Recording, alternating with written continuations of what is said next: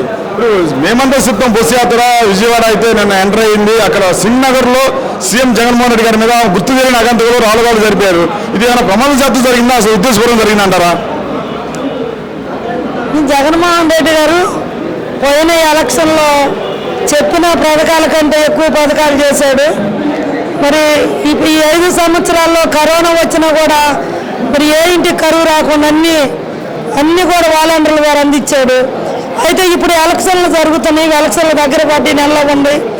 మరి మేమంతా సిద్ధమని బస్సు యాత్రకి మరి యాత్ర ఎన్నాళ్ళ నుంచి మరి వీళ్ళు లైన్ చేసుకుని ఉన్నారు. మరి జగన్మోహన్ రెడ్డి గారిని నాకు తెలిసి అయితే నేను మాత్రం చాలా బాధపడుతున్నాను. చాలా మంచి వ్యక్తి, చాలా జ్ఞానం కలిగిన వాడు. ప్రతి బిడ్డల్లో వాళ్ళ ఇంట్లో అక్కలాగా చెల్లలాగా చూస్తాడు.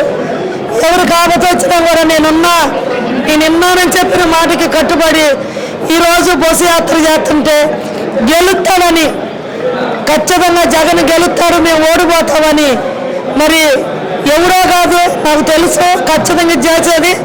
ఎలాంటివి చేయాలంటే ఒక చంద్రబాబు నాయుడు చేసేది. టీడీపీ వాళ్ళే కొమ్మక్కయ్యి మరి వాళ్ళకెంతో డబ్బు కట్టుంటారో నాకు తెలియదు, కానీ జగన్ సార్ లేకుండా చేయాలని మరి సిద్ధం సభలో రాత్రి దాడి చేయడం జరిగింది. అదే కంట్లో దిగబడితే కన్ను పోయి ఉండేది. అంటే ఇప్పుడు ఏంటంటే జగన్మోహన్ రెడ్డి ఉండకూడదు. జగన్మోహన్ రెడ్డి ఉంటే ఏ పార్టీలు కూడా రావు, పతనం అయిపోతాయి. ఎందుకంటే జగన్మోహన్ రెడ్డి అన్ని మంచి చేస్తున్నాడు. మంచి చేయడానికి ఈ కొజ్జాన కొడుకులకి చేత కాదు, మంచి చేయను. తల్లికి ముద్ద పెట్టడం చేత కాదు. అందరినీ సాకి ఒక ఇంట్లో పెట్టిలాగా చూస్తా జగన్ జగన్ జగన్ అంటే తట్టుకోలేకపోతున్నారు. మరి కోరికత్తి డ్రామాకి జగన్ తెరలేపారు మళ్ళీ మరోసారి అని చెప్పేసి అంటున్నారు కదా. ఇదంతా నాటకం. టీడీపీ వాళ్ళు, కాంగ్రెస్ వాళ్ళు, బీజేపీ, జనసేన మొత్తం ఒకటి అయ్యి అదే ఉన్నాయా. ఇప్పుడు కూడా వాళ్ళు కొట్టించారు రాళ్లతో కొట్టించింది వాళ్ళే. కానీ ఇదే మళ్ళీ పేపర్కి ఏమేస్తారు గుర్తుపెట్టుకోండి. ప్రజలకు నేను తెలియజెప్తున్నా, ఆయనే రాళ్ళు వేపించుకున్నాడు.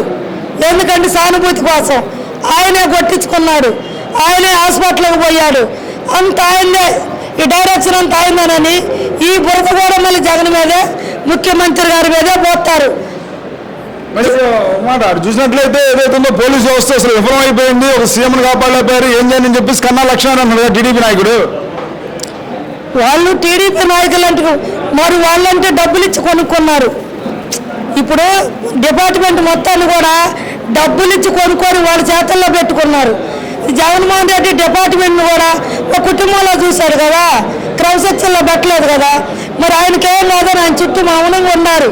వీళ్ళు చేసే కుట్రాలు కుతంత్రాలు ఎవరికి తెలియదు కదా.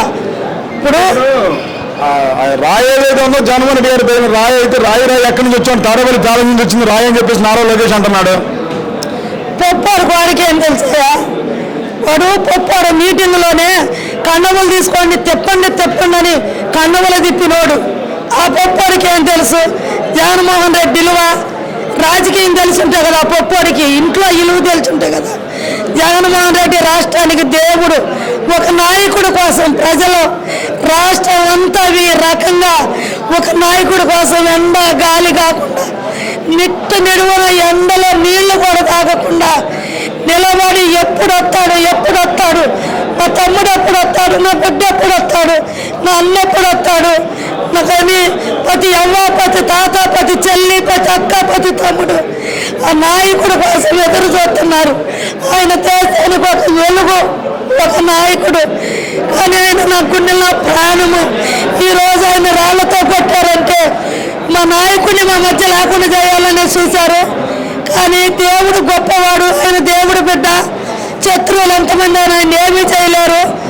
ఆయనకి దేవుడు తప్పించాడు, రాళ్ళు తగలకుండా పక్కగా తగిలింది. ఈరోజు పక్కగా తగిలింది కాబట్టి బ్రతుకున్నాడు. కానీ ఎంతమంది ఏం చేసినా కానీ ప్రజలకు నేను ఒకటే తెలియజెప్తున్నా,